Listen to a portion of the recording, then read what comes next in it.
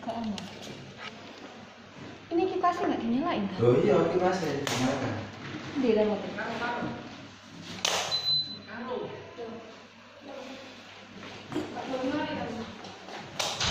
Pakai remote. Lah iya, pakai apa lampu yang percaya? Iya.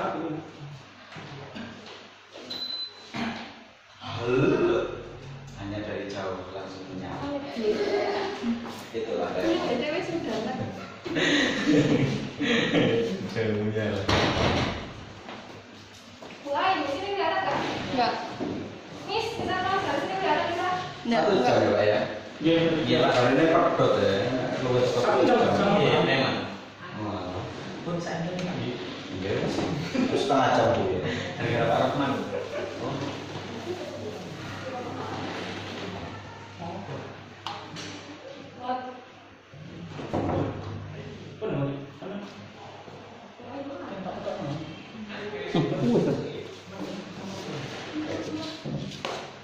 Bismillah, assalamualaikum warahmatullahi wabarakatuh. Bismillah, alhamdulillah, salatu wassalamu ala rasulillah, la hawla wa la quwata illa billah. Rabbi shrah li sadri wa yassir li amri wahlul 'uqdatam min lisani yafqahu qawli, amma ba'd. Qala Rasulullah sallallahu alaihi wasallam, min husni islamil mar'i tarkuhu ma la ya'nihi, al-hadits atau kama qala. Para pemirsa dan anak-anak semuanya yang dimuliakan oleh Allah Subhanahu wa taala. Alhamdulillah, ini hari yang kedua kita Ramadanan di rumah aja, pondok Ramadan di rumah aja. Mudah-mudahan senantiasa kita mengharapkan bahwa kegiatan ini senantiasa membawa efek yang positif, barokah, manfaat bagi kita semuanya fid dunya wal akhirah. Al-Fatihah. A'udzubillahi minasyaitonir rajim. Bismillahirrahmanirrahim.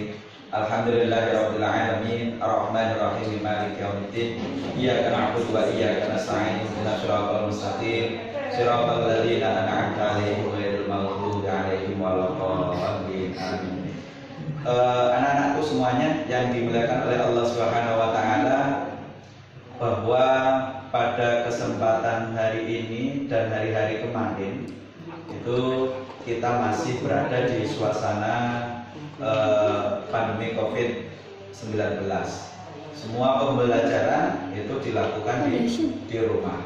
Ada satu pedoman umum yang tadi Pak Sirot sampaikan terkait dengan hal-hal yang mungkin patut untuk kita camkan bersama, kita perhatikan bersama, bahwasanya Rasulullah Shallallahu Alaihi Wasallam telah mewanti-wanti kita bahwa min husni islamil mar'i tarkuhu ma la ya'nihi, termasuk tanda baiknya seseorang, ya, tanda baiknya keislaman seseorang ketika dia mampu meninggalkan hal-hal yang tiada guna, yang tidak ada nilai manfaatnya. Jika itu bisa dilakukan, maka itulah sesungguhnya muslim yang baik. Pertanyaannya, dalam situasi ketika kita tidak belajar di sekolah, aktivitas banyak di rumah, apa yang kita lakukan? Maka rambu-rambunya itu tadi, tidak boleh ada yang tersia-sia. Nah, ini alhamdulillah pada kesempatan pagi hari ini kita kedatangan tamu yang luar biasa. Beliau adalah Ustadz Hanif. Assalamualaikum Ustadz. Waalaikumsalam. Ini beliau akan memaparkan bagaimana kita meningkatkan dan mungkin membangkitkan, menumbuh kembangkan kreativitas dan produktivitas kita selama pandemi COVID-19 ini. Bagaimana kita melakukan itu di rumah. Nah, ini akan diulas secara lebih jauh oleh Ustadz Hanif. Monggo Ustadz.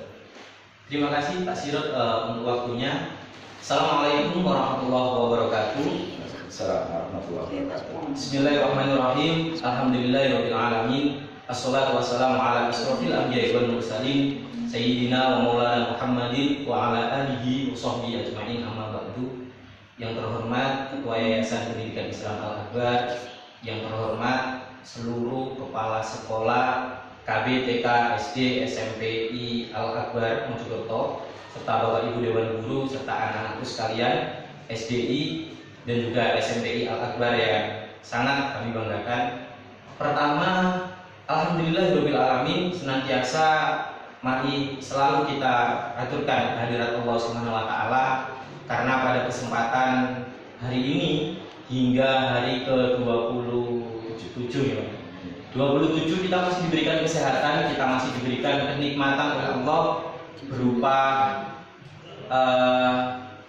kesehatan jasmani dan juga rohani, sehingga kita bisa menunaikan ibadah puasa dalam keadaan sehat walafiat. Kedua kalinya sholawat dan salam tetap terlimpah curahkan kepada junjungan kita Nabi Muhammad SAW, suri tauladan kita yang telah membimbing kita dari zaman jahiliyah menuju zaman yang terang-terang ini, yang berupa agama Islam dan iman.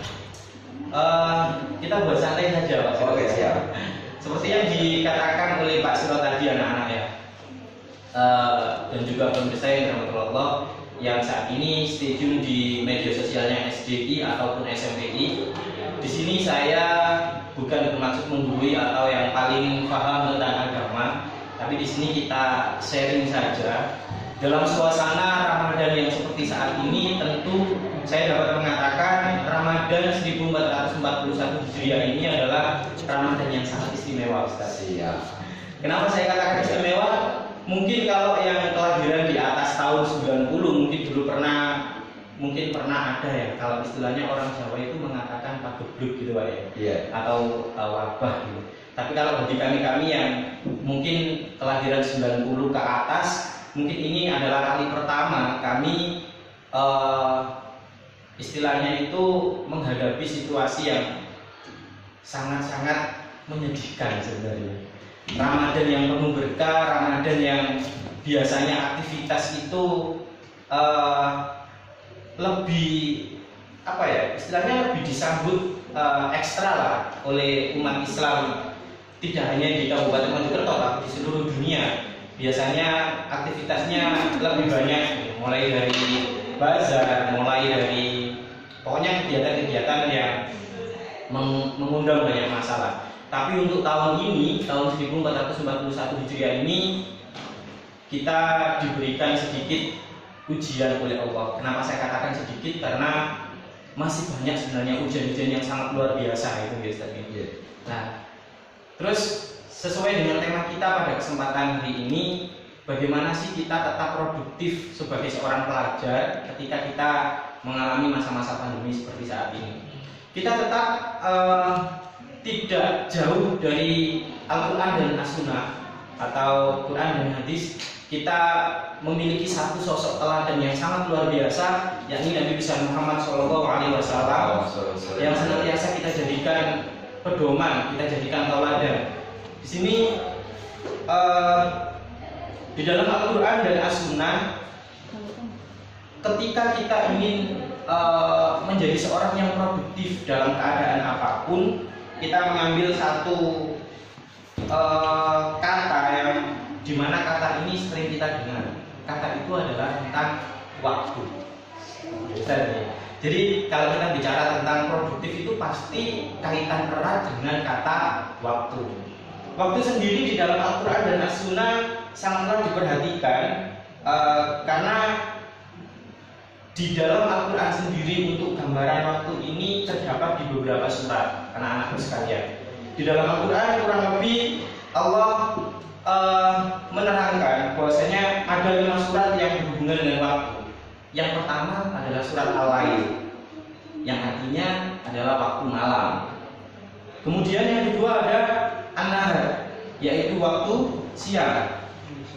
Yang ketiga ada Al-Fajr, yang artinya adalah waktu fajar. Kemudian yang keempat ada Ad-Duha, atau waktu di mana matahari sepenggalan naik, gitu ya. Dan yang kelima adalah Al-Asya, demi masa.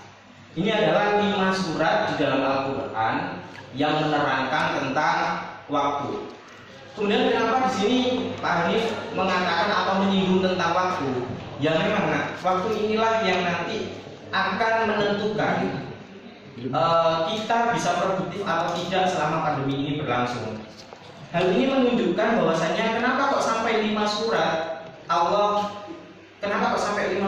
menerangkan itu di dalam Al-Quran. Hal ini menunjukkan bahwasanya urgensi dan keagungan hal tersebut agar manusia itu mengalihkan pandangan hanya kepada Allah. Jadi betapa pentingnya waktu untuk kehidupan kita agar lebih dekat kepada Allah, sehingga tidak hanya disebutkan dalam satu surat, tapi melainkan 5 surat.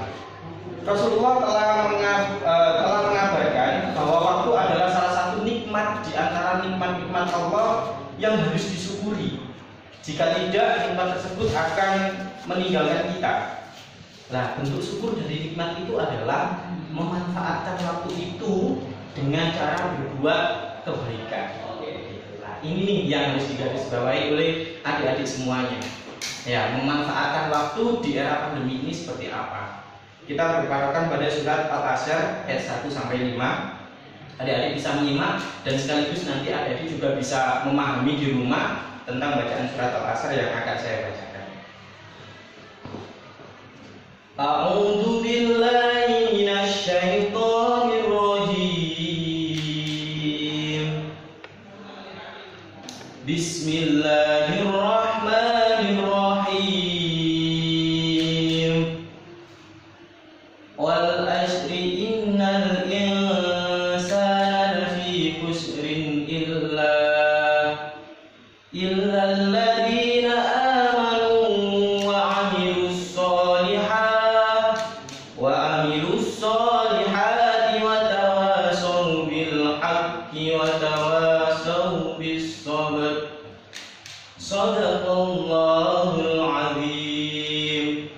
Mungkin ayat ini atau surat ini bukan hal yang asing lagi bagi Anda. Insyaallah semuanya. Insyaallah semuanya, apalagi siswa-siswi Al-Akbar itu, karena di sini basicnya adalah basic tahfidz. Jadi jangankan Al-Asr ya Ustaz ya. Insyaallah di sini juz 30 atau juz 29 sudah dihafalkan anak-anak. Tapi yang saya tekankan kepada anak-anak semuanya, kepada seluruh siswa-siswi Al-Akbar semua, baik KB, TK, SD ataupun SMP, jangan hanya menghafal, tapi coba kita merenungi makna dari mentadaburi dari surat tersebut. Di dalam surat Al-Asr ini yang artinya demi masa, di mana kita sebagai umat Islam wajib sebisa mungkin untuk memanajemen waktu dengan baik, mengelola waktu dengan baik. Nah, bagaimana caranya? Caranya adalah kita harus memanfaatkan waktu ini sebaik mungkin. Yang pertama, Allah itu tidak suka hal-hal yang berlebihan.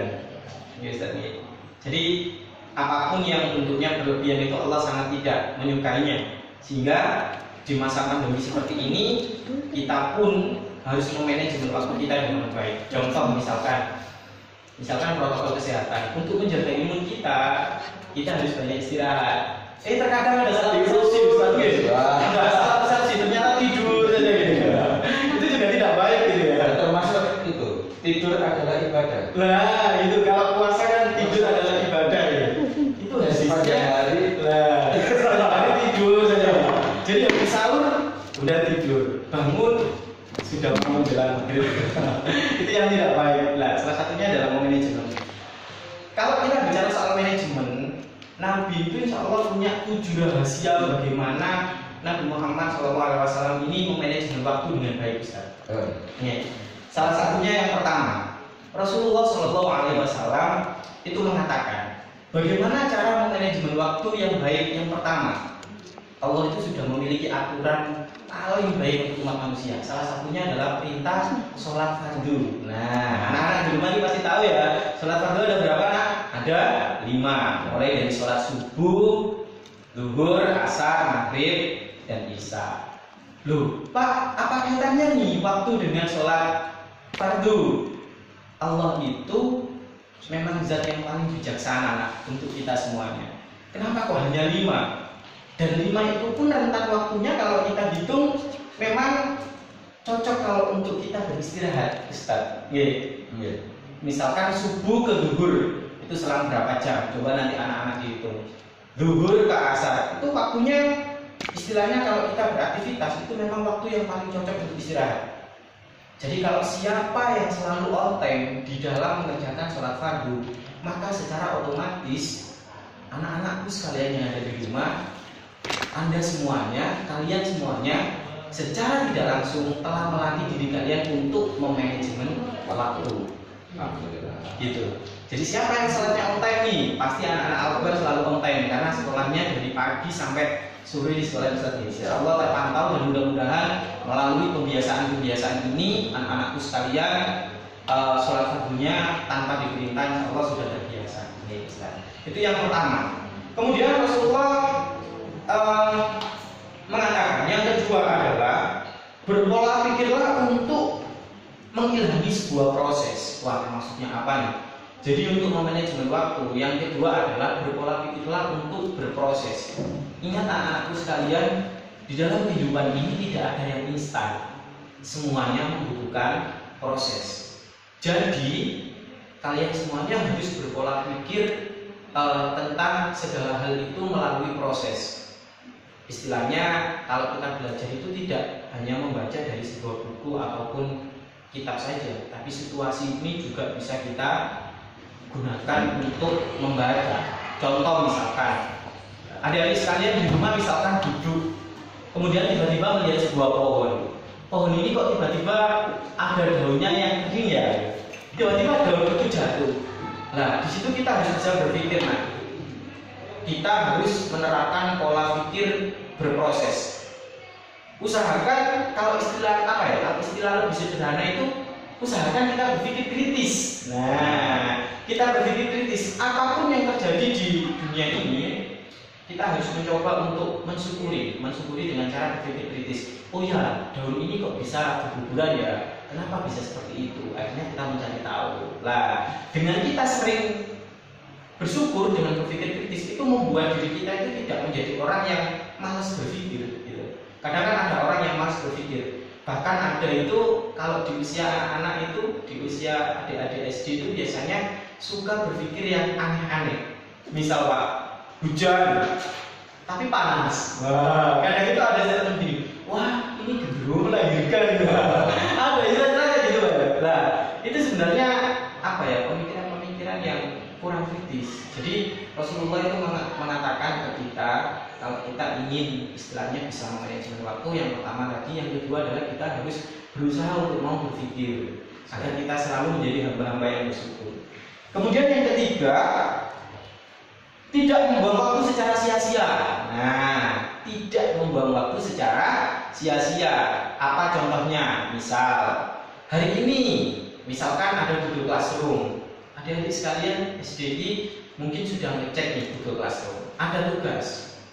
Tugasnya ternyata tugas ini tidak kalian kerjakan atau kalian menunda-nunda, itu tidak baik. Nah, itu namanya kita membuang-buang waktu dan itu tidak diperkenankan oleh Rasulullah SAW.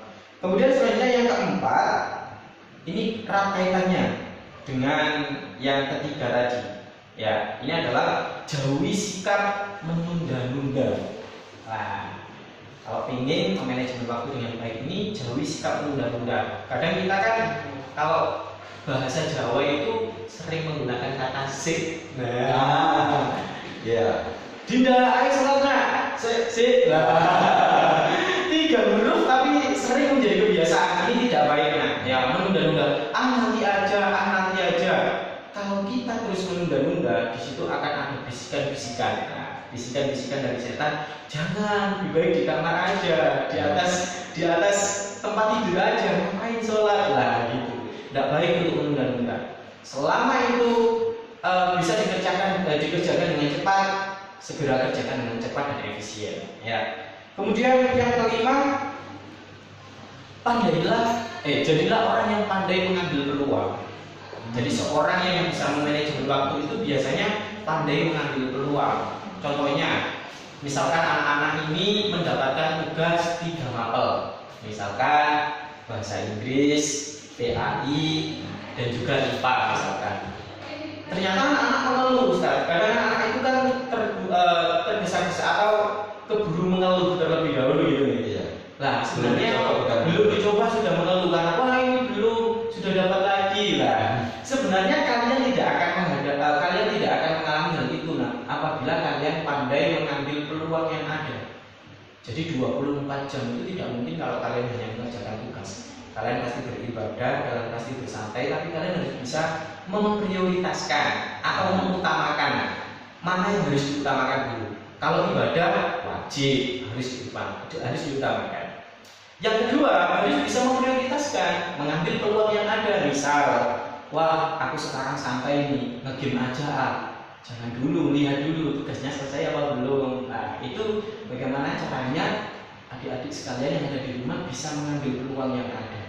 Terus kalau bisa, kalau di dalam pepatah bahasa Indonesia mengatakan sekali dayung dua tiga pulau terlampaui.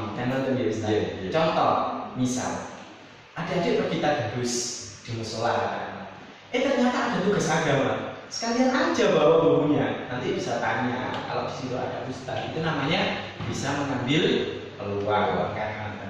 Terus selanjutnya yang keenam adalah jadilah orang yang cekatan. Ya, jadilah orang yang cekatan. Jadi ciri-ciri orang yang bisa memanajemen waktu dengan baik itu adalah dia menjadi orang yang cekatan, orang yang cepat. Tapi cepatnya itu tidak tergesa-gesa. Kadang ada yang aku harus selesai nomor 1 tugasnya Pak Andi misalnya gitu. Ternyata tergesa-gesa, malah biasanya itu salah jawabannya. Jadi Rasulullah tidak menganjurkan kita untuk menjadi orang yang cekatan, tapi cekatannya itu karena tergesa-gesa. Tapi cekatannya ini cekatan yang efisien. Nah, cekatan yang efisien, cepat, tepat, akurat gitu. Cepat, tepat, akurat gitu ya. Karena Rasulullah juga mengatakan, apalagi istilahnya didiklah anakmu sesuai dengan zamannya. Karena tadi gitu. Sekarang anak-anakku sekalian TK, KB, SD, SMPI, Al-Akbar, kita itu hidup di era milenial, di mana semua serba teknologi, ya. Di mana tantangan zaman ke depan mungkin 10 tahun, 20 tahun yang akan datang, anak-anakku sekalian, kalian tidak hanya membutuhkan kepandaian secara intelektual juga, tapi kalian juga butuh kepandaian secara spiritual, religius. Karena apa? Tuntutan zaman nanti akan semakin luar biasa. Siapa yang tidak cepat, siapa yang tidak tepat, pasti dia akan tergilas oleh arus zaman. Maka yang perlu dilakukan anak-anakku sekalian adalah jadilah orang yang disiplin, jadilah orang yang cekatan, tapi juga efisien. Dan ingat, panduan kita selaku orang Islam adalah tetap Al-Quran dan As-Sunnah. Gitu ya Ustaz. Kemudian yang terakhir adalah ini yang terpenting. Di era milenial seperti saat ini, perkembangan teknologi media sosial yang sangat luar biasa memberikan keleluasan kita untuk mengeksplor diri, mengeksplor pemikiran. Bahkan kita bebas mengupload apapun di media sosial, sebagai sarana eksplorasi diri. Wah, bakat saya menyanyi, maka saya akan menyanyi, kemudian saya unggah di media sosial. Bakat saya foto di Instagram, biasanya foto ya. Kemudian diupload di media sosial. Sebenarnya itu tidak apa-apa, tapi ingat, semuanya ada batasnya. Semuanya ada batasnya. Di poin terakhir ini adalah Rasulullah SAW mengajarkan, ketika kamu bisa memanajemen waktu dengan baik, yang perlu kalian lakukan untuk poin yang ketujuh adalah sering-seringlah bermuhasabah diri, atau sering-seringlah mengevaluasi diri. Siapa yang sering mengevaluasi diri, siapa yang sering bermuhasabah pada dirinya sendiri, maka dia akan termasuk menjadi orang-orang yang beruntung, apalagi terkait dengan menata atau manajemen waktu. Karena biasanya kita itu sering menyalahkan Ustaz. Saya sendiri misalkan saya contohkan seperti itu. Karena kita tidak pandai mengevaluasi diri. Misalkan saya janjian dengan teman gitu misalkan, ayo nanti ke perpus ya jam 7. Ternyata teman saya terlambat, jam 8:30 baru datang ke saya. Kita biasanya, ayo kalau adik-adik di rumah biasanya mengalami hal seperti itu, apa yang dilakukan? 1, marah pasti. 2, karena kita itu di era milenial biasanya langsung pegang HP Ustaz. Saya punya teman kayak nyebelin nih misalkan, langsung enggak. Nah, ini sebenarnya Karena kita kurang bisa mengevaluasi diri. Sebenarnya kalau kita bisa mengevaluasi diri, bisa bermuhasabah, harusnya kita tidak menjadi orang yang pemarah. Kita tidak menjadi orang yang terburu untuk menyimpulkan segala hal. Jadi kalau kamu bisa memanajemen waktu dengan baik, kamu akan bermuhasabah dengan dirimu sendiri. Oh mungkin dia telat karena apa? Oh mungkin dia telat karena apa? Jadi orang yang mampu mengevaluasi dirinya, maka secara otomatis waktu dalam kehidupannya akan tertata. Kalau tidak percaya, contoh. Misalkan Komarun berangkat sekolah telat. Ternyata pada waktu itu waktunya Pak Sirot. Kemudian Pak Sirot menghukum. Kalau dia tidak mengevaluasi diri, maka besoknya dia akan telat kembali. Karena dia tidak pandai mengevaluasi diri. Tapi kalau dia pandai mengevaluasi diri, oh ya hari ini saya telat karena apa ya? Oh iya karena semalam saya begadang main game, sehingga hari ini saya telat. Oh iya besok saya jangan sampai mengulangi hal ini. Jadi itu 7 rahasia Rasulullah selama ini bisa memanajemen waktunya dengan baik. Siapa yang bisa memanajemen waktunya dengan baik, maka dia akan bisa produktif, apalagi di era-era atau di masa-masa pandemi seperti ini. Itu masih sebagian sedikit saja nanti. Alhamdulillah, luar biasa anak-anakmu semuanya yang dimuliakan oleh Allah Subhanahu wa taala, bahwa inti dari bagaimana kita bisa produktif ketika kita waktu ada di tangan kita. Nah, kita bukan tergilas oleh waktu, justru kita lah pemilik waktu. Kurangnya seperti itu. Barangkali ada pertanyaan dari anak-anak semuanya, disilahkan nanti bisa langsung dijawab oleh Ustaz Hanif. Ustaz, tadi itu ada satu hal yang barangkali cukup menarik, satu istilah yang mungkin zaman saya dengan zaman yang sekarang anak-anak itu berbeda, yaitu menetapkan skala prioritas. Kalau untuk menetapkan skala prioritas dulu ketika saya masih SD, itu ada tugas dari Bapak Ibu guru itu membuat jadwal harian, mulai dari bangun tidur jam berapa, kemudian ini jam berapa, terus kemudian ditempel di kamar, kemudian itu kan barangkali itu bagian dari skala prioritas. Lah untuk anak-anak sekarang yang era milenial dan sebagainya itu, untuk skala prioritas apa masih seperti itu atau gimana ya? Terima kasih Ustaz Sirot, sangat luar biasa pertanyaannya. Ini karena kita istilahnya itu beda generasi. Iya. Kalau misalnya kita menyarankan nih ke adik-adik sekalian, kita menyarankan, ayo nak buat skala prioritas dalam bentuk tulisan. Mungkin kalau yang kelas 3 ke bawah Ustaz, ini masih bisa lah kalau kelas 3 sampai kelas 1, karena mereka belum begitu pandai dalam memainkan era digital. Tapi kalau yang istilahnya usia kelas 4 ataupun kelas 6, nah ini pasti sudah bermain Instagram. Nah biasanya kita harus bisa memanfaatkan media sosial ini dengan baik. Contoh, mungkin adik-adik sekalian pernah nggak sih lihat checklist yang ada di Instagram? Nah misalkan kebiasaan yang ada di sekolah, kemarin itu ngehits Pak itu. Kemarin itu ngehits. Jadi ada kayak istilahnya itu bingo. Bingo itu terdiri dari kolom-kolom, kemudian nanti teman-teman itu centang, dikasih judul itu. Kebiasaanku di sekolah, misalkan sholat duha, ke kantin, itu nanti teman-teman dicentang sama teman-teman, terus dibuat instastory, dibuat history di Instagram. Nah, adik-adik sekalian SDI Al-Akbar, yuk itu juga bisa dimanfaatkan loh. Bisa dimanfaatkan untuk membuat sebuah jadwal rutin harian, tapi tidak untuk diekspos. Tapi adik-adik bisa. Ini kan suka buat checklist di Instagram, buat saja, tapi untuk pribadi sendiri. Mungkin disimpan di memo HP-nya sendiri, ataupun bisa di istilahnya agar lebih semangat bisa dibuat di alarm atau yang lainnya. Jadi insya Allah masih efektif, tapi beda zaman. Karena beda media. Beda media. Karena masih dipandang perlu ya. Iya, masih dipandang perlu, sangat perlu kalau saya rasa. Masih sangat perlu. Malah saya tuh punya pengalaman gini Pak.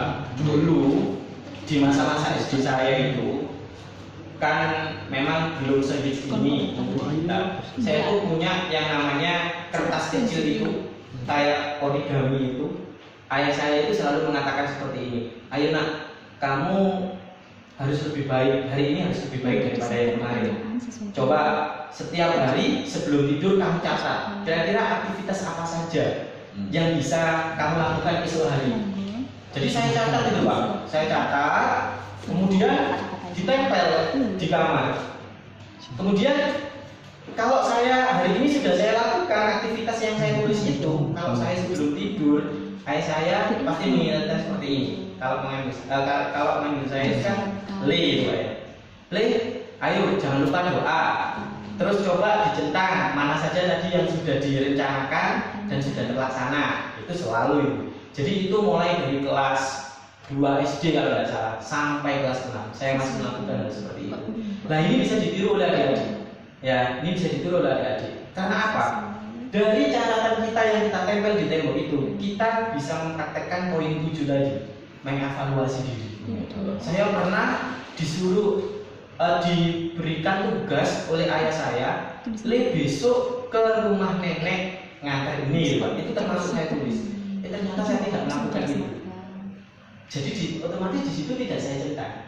Kemudian ayah saya mengingatkan saya, sempat dengan nada yang agak marah. Di situ yang namanya anak kecil, saya nangis Pak.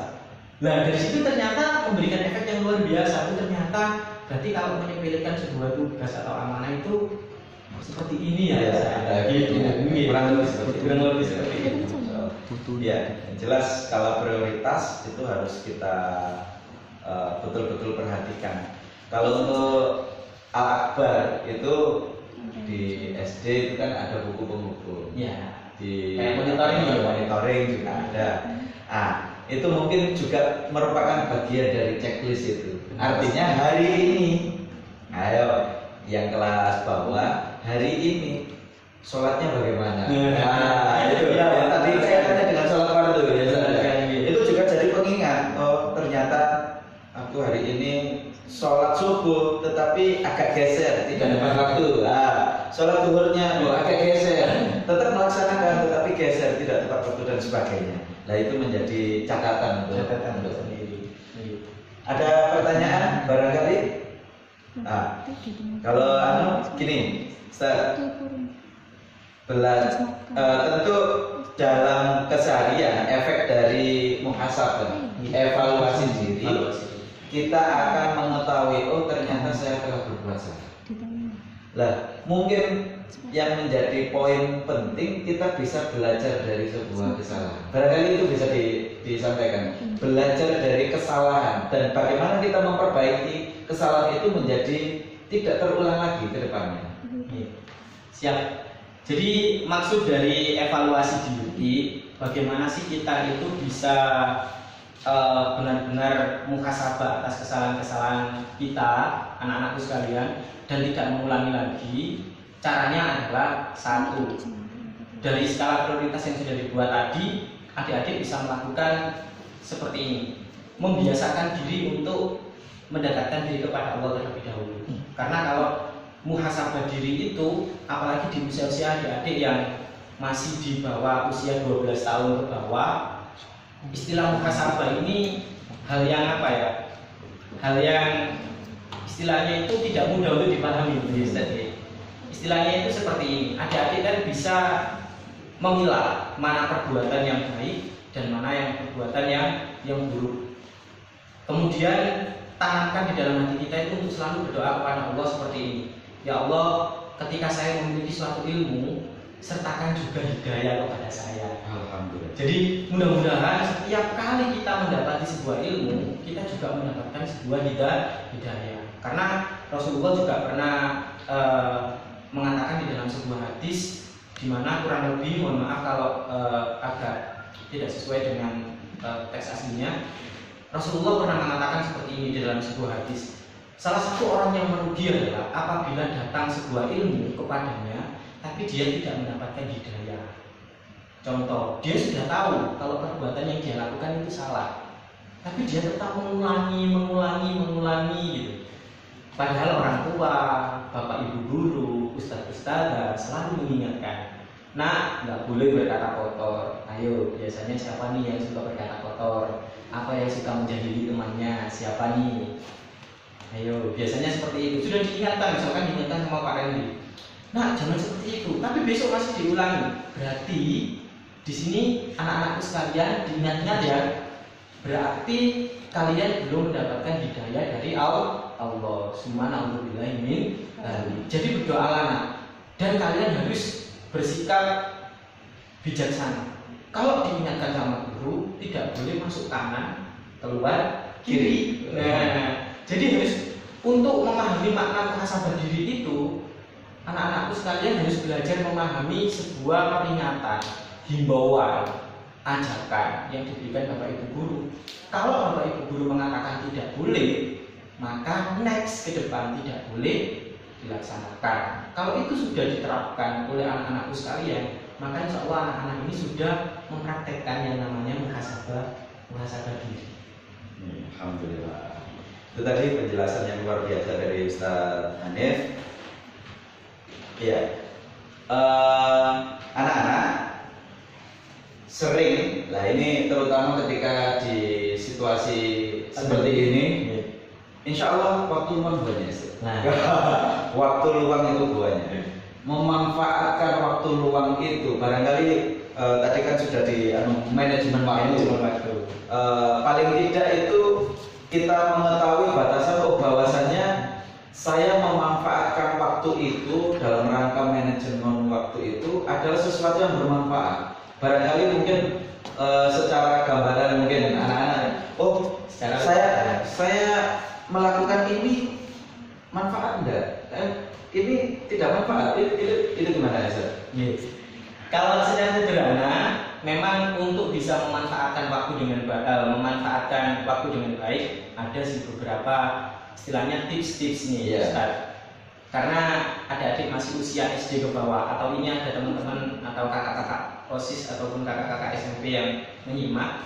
Yang pertama, kita harus bersabar lah tentunya. Bersabar menerima keadaan bahwasannya wabah ini adalah sebuah musibah dari Allah. Barang siapa yang masih diberikan musibah oleh Allah, maka itu salah satu tanda Allah sayang dengan kita. Jadi yang perlu dilakukan, tips yang pertama adalah jadilah anak-anak yang sabar. Nggak boleh mengeluh, nggak boleh suka marah ke orang tua karena banyak tugas dan sebagainya. Yang pertama sabar. Tips yang kedua, selalu berkegiatanlah yang positif. Jadi usahakan kalian selalu berkegiatan yang positif.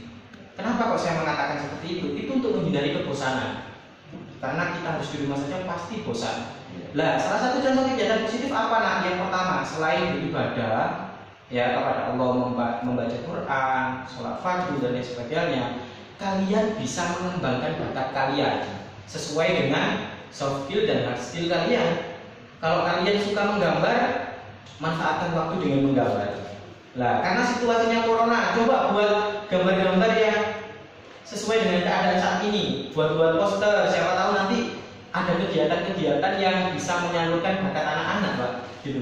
Contoh, sekarang kan ada lomba-lomba kayak lomba poster dan lain sebagainya. Ada yang bisa itu. Jadi yang ketiga adalah berbuatlah atau berkegiatanlah positif. Ya, silakan mengembangkan bakat adik-adik sekalian.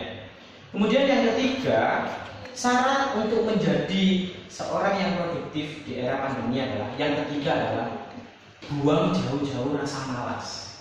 Nah, buang jauh-jauh rasa malas. Dengan cara apa? Dengan cara memotivasi diri adik-adik sendiri. Karena apa? Setiap manusia ini butuh motivasi, Ustaz. Tapi tidak selalu motivasi itu datang dari orang lain. Semua orang butuh motivasi, tapi motivasi terbesar ada di dalam hati adik-adik sendiri. Merasa bosan atau tidak itu sebenarnya dari hati kita sendiri. Gitu. Jadi hilangkan perasaan-perasaan bosan, rasa-rasa bosan dengan berkegiatan yang positif. Kemudian yang terakhir, selain tadi berkegiatan yang positif, bersabar, melakukan ibadah, kemudian yang terakhir nih, ya, yang terakhir adalah coba kalian itu untuk memanfaatkan waktu. Saya masukkan contoh yang tadi, buat jadwal seperti tadi Pak. Jadi membuat jadwal kegiatan sehingga kegiatan-kegiatan kalian itu bisa tertata dengan baik. Kembali lagi ke manajemen waktu, karena kadang anak-anak belajarnya di rumah tidak memperhatikan jadwal, kadang nggak tahu sekarang waktunya meet up. Kalau di Al-Akbar itu luar biasa kan, ada pembelajaran secara tatap muka melalui perangkat, itu kadang anak-anak sampai lupa itu karena tidak memiliki jadwal. Ya. Alhamdulillah. Ini Ustaz ada pertanyaan dari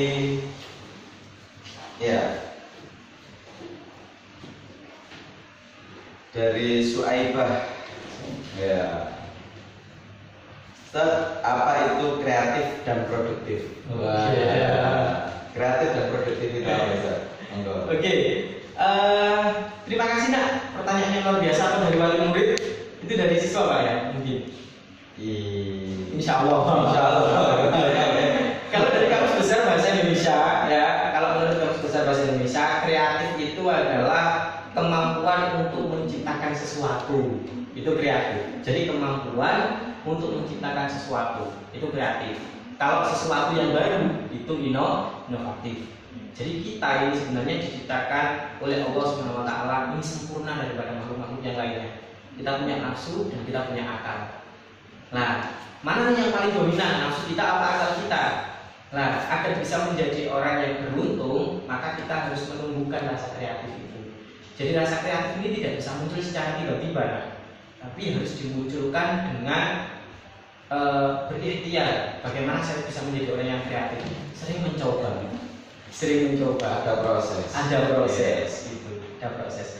Kemudian kalau produktif itu kalau kreatif tadi kemampuan untuk menciptakan sesuatu, kalau produktif itu menciptakan sesuatu tapi dengan tepat. Produktif itu menciptakan sesuatu dengan tepat, sesuai dengan yang dibutuhkan. Itu kurang lebih produktif. Sebenarnya mungkin saudara. Makanya kita kaitkan dulu. Ya, produktif. Orang yang kreatif pasti akan produktif. Iya. Sebuah produktif, ya sifat produktif akan dilalui melalui proses kreatif. Iya. Terus kemudian pertanyaan selanjutnya Ustaz, dari Miss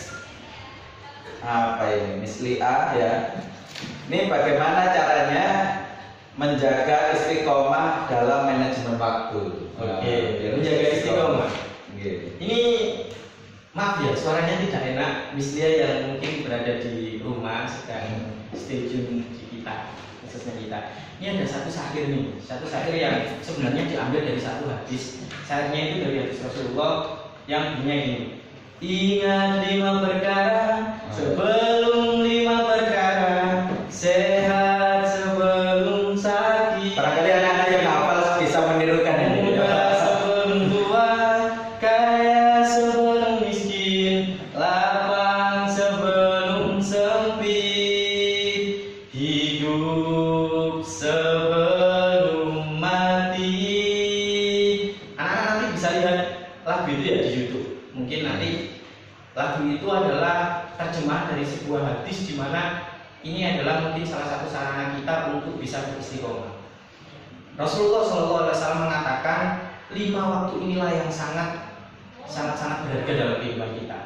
Kalau kita tidak mampu istiqomah dalam manajemen waktu, kita harus ingat ini: manfaatkan mudamu sebelum datang uangmu, manfaatkan kayamu sebelum miskinmu, sehatmu sebelum sakitmu, lapang sebelum sempitmu, dan hidup sebelum matimu. Kenapa kok hidup sebelum matimu di poin terakhir? Karena kalau seseorang sudah mati maka terputuslah waktu kita.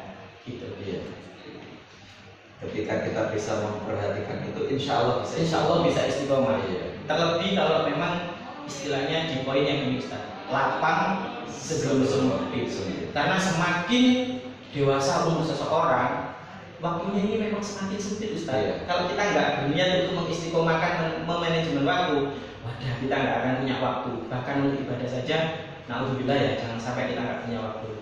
Karena semakin dewasa seseorang, aktivitasnya akan semakin banyak dan akan semakin sempit. Iya.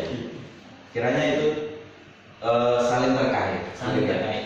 Artinya hidup kita itu kan kontrak masalah sebenarnya. Benar sekali. Masalah yang harus diselesaikan. Ketika masalah itu ditunda, tidak diselesaikan di waktunya, akan datang lagi masalah baru. Masalah baru dan menumpuk. Kan begitu ya saya. Artinya senyampang kita punya waktu, ada luang, dan sebelum datang waktu sempit itu kita manfaatkan. Iya. Anak-anakku semuanya yang dimuliakan oleh Allah Subhanahu wa taala, kiranya itu tadi beberapa hal terkait dengan bagaimana kita bisa menumbuhkan kreativitas dan produktivitas kita di era pandemi, bahwa itu semuanya berpulang kepada kita bagaimana kita memanajemen waktu. Selama kita belum beres dalam hal memanajemen waktu, mengelola waktu sebagaimana yang tadi sudah disampaikan, maka kreativitas dan produktivitas alamat minimalis. Benar sekali. Ketika kita bisa memanajemen waktu, insya Allah semakin produktif dan semakin kreatif kita. Barangkali ada pertanyaan? Barangkali ada kata-kata pamungkas Ustaz untuk menutup pertemuan ini. Insya Allah yang jelas jangan kapok Ustaz. Insya Allah suatu saat nanti kita akan mengadakan lagi, mungkin tidak Ramadanan tapi juga Syawalan mungkin secara Instagram, jadi bisa kita lakukan di kegiatan yang akan datang. Barangkali monggo. Mungkin pesan terakhir atau istilahnya pesan-pesan yang perlu diingat oleh anak-anakku sekalian. Yang pertama, betapa berharganya waktu, karena waktu tidak bisa diulang. Ya, penyesalan itu selalu datang di akhir. Kalau di awal itu pendaftaran ya. Iya, betul. Saya ada satu kata. Ini adalah satu kata di mana kata ini dulu atau kalimat ini yang sering dikatakan oleh ayah saya kepada saya hingga sampai saat ini yang selalu menjadi motivasinya Pak Hanif untuk selalu beraktivitas. Pak, sama kok dari sini dan sini dan sini kok bisa ya membagi waktu. Kuncinya hanya ini. Atur waktumu, bukan waktu yang mengaturmu. Maksudnya seperti apa? Seorang yang bisa mengatur waktu, maka waktu ini akan berjalan dengan teratur. Jangan sampai kita yang diatur oleh waktu pasrah dengan keadaan. Kalau kita pasrah dengan keadaan, kalau kita disibukkan dengan keadaan, ya kita akan terus hidup. Gitu. Jadi atur waktumu, bukan waktu yang mengaturmu. Semoga di akhir Ramadan yang penuh berkah ini kita selalu mendapatkan keberkahan dari Allah SWT. Wabah segera berakhir dan kita semuanya diberikan kesehatan sampai hingga bertemu dengan hari kemenangan esok hari. Saya mewakili undangan, saya mengucapkan terima kasih. Hanya sedikit ilmu yang bisa disampaikan, tapi jangan lihat siapa yang menyampaikan, tapi lihatlah apa yang disampaikan. Kurang lebihnya mohon maaf. Saya mohon pamit untuk dulu. Oh ya, ditutup dengan doa. Ini tradisi Al-Akbar, senantiasa ditutup dengan doa.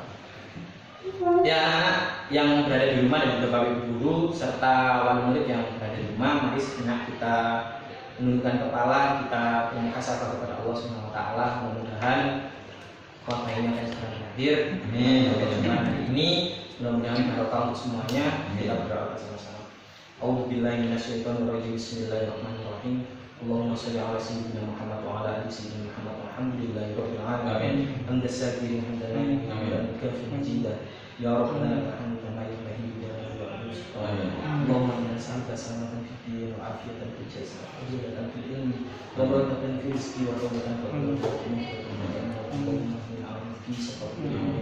Allahumma ya Allah, ya Allah yang maha bijaksana, Allah yang maha luar biasa. Angkatlah wabah ini segera ya Allah. Kembalikanlah kami dengan aktivitas-aktivitas seperti biasanya ya Allah. Ya Allah, kami semuanya yang penuh dengan dosa ya Allah, ampuni dosa-dosa kami, dosa kedua orang tua kami ya Allah. Ya Allah, berikanlah yang terbaik dalam kehidupan kami ya Allah. Sertakanlah amal soleh dan juga ibadah yang istiqomah pada kami ya Allah. Berikanlah kami hidayah sehingga kami selalu bermanfaat untuk orang-orang di sekitar kami ya Allah. Rabbana atina fid dunya hasanah wa fil akhirati hasanah wa qina adzabannar wa qina adzabannar. Rabbi ighfirli dhunubi wa liwalidayya warhamhuma kama rabbayani shaghira. Subhana rabbika rabbil izzati amma yasifun wa salamun alal mursalin walhamdulillahi rabbil alamin. Bi barakatil Fatihah.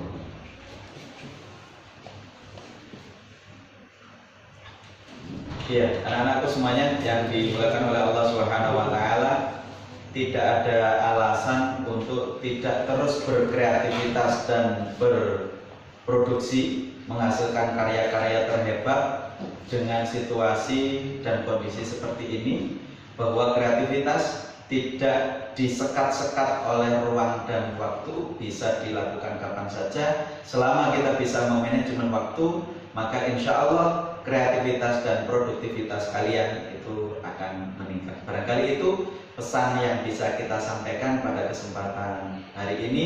Insya Allah pada kesempatan yang akan datang kita akan berjumpa lagi dalam channel yang sama, dalam tema yang berbeda insya Allah. Dan kami ucapkan banyak-banyak terima kasih kepada semua kru yang mendukung, mulai dari yayasan, dari semua jenjang SMP, SD, dan KPTK, dan juga tim kreatif dari acara ini luar biasa.